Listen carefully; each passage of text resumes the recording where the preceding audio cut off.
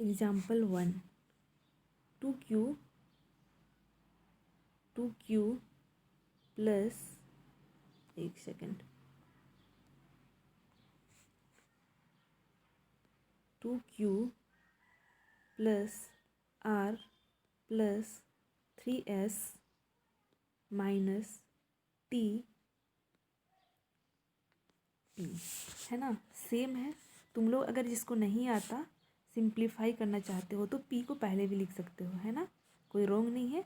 2q plus r plus 3s minus t, ठीक है। कल तो समझ में आ गया होगा कॉन्सेप्ट, ठीक है।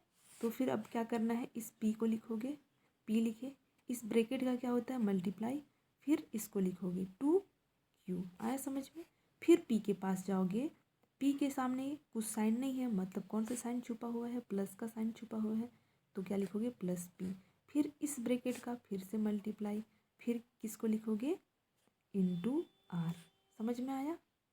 फिर क्या होगा, फिर से किसके पास जाएंगे, प्लस p के पास में जाएंगे, प्लस p होगा, इस ब्रैकेट का क्या होगा मल्टीप्लाई होगा, फिर किसके यहाँ जाएंगे 3s के पास जाएंगे, ठीक है। फिर से कंप्लीट हो गया 3s, अब किसके पास जाएंगे, फिर से प्लस p के पास जाएंगे, फिर क्या हो गया, इस ब्रैकेट का मल्टीप्लाई हुआ, और यहाँ पर क्या है माइनस t है, तो क्या होगा माइनस t, आया समझ में, ठीक है। साइन ध्यान रखना, ठीक है। अब तो तुमको साइन आ ही गया होगा, है ना, बहुत पढ़े हैं। अब देखो p इंटू 2q है ना, यहाँ पर p के सामने 1 छुपा हुआ है जो दिखाई नहीं दे रहा है, इसलिए हम लोग का क्या हो जाएगा, पहले नंबर का मल्टीप्लाई, फिर जो अल्फ़ाबेट दिया होगा उसका मल्टीप्लाई, ठीक है। तो 1 इंटू 2 कितना हो गया 2, यहाँ 1 है जो दिखाई नहीं दे रहा है ना, p इंटू q, तो यहाँ पर क्या हो जाएगा p q लिखेंगे, आया समझ में। फिर देखो प्लस p इंटू r है ना, इन दोनों को किए, है ना, फिर इन दोनों को, इन दोनों को, फिर इन दोनों को, तो क्या हो गया, p के सामने प्लस है, r के सामने भी प्लस है, तो प्लस इंटू प्लस प्लस होता है, तो प्लस लिखे, फिर क्या हो गया p इंटू r, ठीक है। तो फिर क्या लिखे हम लोग इसको pr, आया समझ में। फिर देखो प्लस है, प्लस इंटू प्लस है यहाँ पर, ठीक है, तो प्लस लिखेंगे, तो 1 इंटू 3 कितना हो गया 3, p into S P S हुआ, आ रहा है समझ में, कल बहुत अच्छे से समझाई थी। अब देखो यहाँ पर प्लस में तो कोई प्रॉब्लम नहीं होता है, लेकिन माइनस में होता है।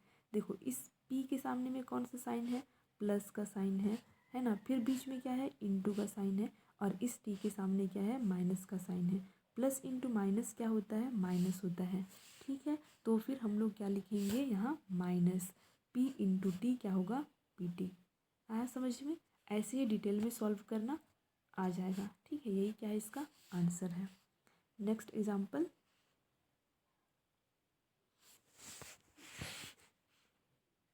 X y plus 2y² z plus x² y z², ठीक है। अब इसका मल्टीप्लाई इसके साथ होगा, इसका मल्टीप्लाई इसके पास, इसका मल्टीप्लाई इसके साथ। आसान बनाना चाहते हो तो इसको इधर भी लिख सकते हो, पर मेरे को कोई प्रॉब्लम नहीं है तो मैं नहीं लिखूँगी, ठीक ना। यहाँ पर क्या है एक्स वाई के नीचे एक्स वाई, फिर कहाँ जाना है, इसका मल्टीप्लाई इसके साथ होगा, इस ब्रैकेट का क्या होता है मल्टीप्लाई, तो फिर मैं क्या लिखूँगी वाई जेड का स्क्वायर, आया समझ में।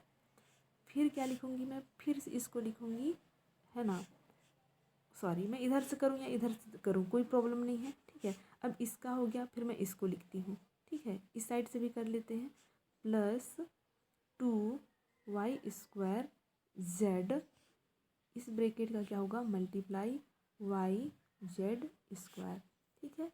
इतना होने के बाद में अब फिर से ये कंप्लीट हो गया, ये कंप्लीट हो गया, ये कंप्लीट करना है, ठीक है। तो इसके सामने कौन सा साइन है प्लस है, तो प्लस x², इस ब्रैकेट का क्या होगा मल्टीप्लाई वाई जेड स्क्वायर, इसको लिखे, आया समझ में इतना। अब देखो यहाँ पर क्या है x अकेला है बेचारा, इन दोनों का मल्टीप्लाई होगा, इन दोनों का मल्टीप्लाई होगा, इन दोनों का मल्टीप्लाई होगा, ठीक है। तो x देखो, x यहाँ पर क्या है, बेचारा एक ही है। फिर क्या है, y इंटू वाई है।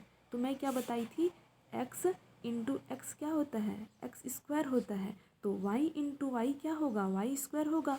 और z इंटू जेड क्या होगा, जेड स्क्वायर होगा ना। ठीक है, तो फिर यहाँ पर क्या है, y इंटू वाई है, तो फिर क्या हो जाएगा, y स्क्वायर हो जाएगा। आया समझ में। देखो यहाँ y इंटू वाई है तो क्या होगा, y, ये y है ना, y स्क्वायर। फिर देखो z है क्या, यहाँ नहीं है, यहाँ पर z स्क्वायर है, तो फिर यहाँ पर क्या लिखेंगे, z स्क्वायर। आया समझ में। ये वाले x को लिखना, फिर y इंटू वाई क्या है, y स्क्वायर होता है, फिर z अकेला है ना, x भी यहाँ अकेला था तो x लिखिए, y इंटू वाई क्या हो गया, मल्टीप्लाई हो रहा है इन सभी का, है ना। तो फिर क्या हो जाएगा, x तो केवल x है, y इंटू वाई स्क्वायर हुआ, जेड स्क्वायर हुआ। ठीक है, अब देखो यहाँ पर क्या होगा, प्लस। अब 2 नंबर वाला केवल एक ही है ना, इधर 1 छुपा हुआ होगा, लिखा तो नहीं है तो 2 लिखो, है ना। फिर देखो वाई स्क्वायर है, यहाँ क्या है, वाई है, तो वाई इंटू, देखो वाई स्क्वायर इंटू वाई क्या होगा, देखो ये वाई हुआ। ठीक है, और देखो यहाँ पर क्या है, वाई 2 ठो है और यहाँ वाई कितना ठो है, 1 ठो है, तो यहाँ क्या होगा, वाई क्यूब होगा। ठीक है, यहाँ पर 1 छुपा हुआ है, ठीक है, जो दिखाई नहीं दे रहा है, तो क्या होगा, वाई स्क्वायर इंटू वाई क्या होता है, वाई क्यूब होता है। ठीक है, तो फिर यहाँ पर क्या हो जाएगा, y square into y cube होगा। ठीक है, समझ रहे हो बात को, यहाँ पर y square into y cube हो जाएगा। फिर जेड इंटू जेड स्क्वायर, जैसे y square into y cube हुआ, उसी टाइप का जेड इंटू जेड स्क्वायर क्या होगा, जेड क्यूब होगा। आया समझ में। प्लस यहाँ पर देखो एक्स स्क्वायर एक ही है तो एक्स स्क्वायर लिखो। फिर क्या हो गया, वाई भी अकेला है तो वाई हो गया। फिर जेड स्क्वायर भी अकेला है तो यहाँ क्या होगा, जेड स्क्वायर। ठीक है, यही क्या है, इसका आंसर है। क्या होगा answer, x y square z square plus 2y cube, 3 को क्यूब पढ़ते हैं, है ना, z cube plus x square y z square, यही क्या है, इसका आंसर है। ठीक है, इतना समझ गए होगे। ठीक है, अब पेज नंबर 45 टेबल 4.2 ये क्लास वर्क करो। ठीक है, फिर एक्टिविटी पेज नंबर 45 ही है ना, पेज नंबर 45 एक्टिविटी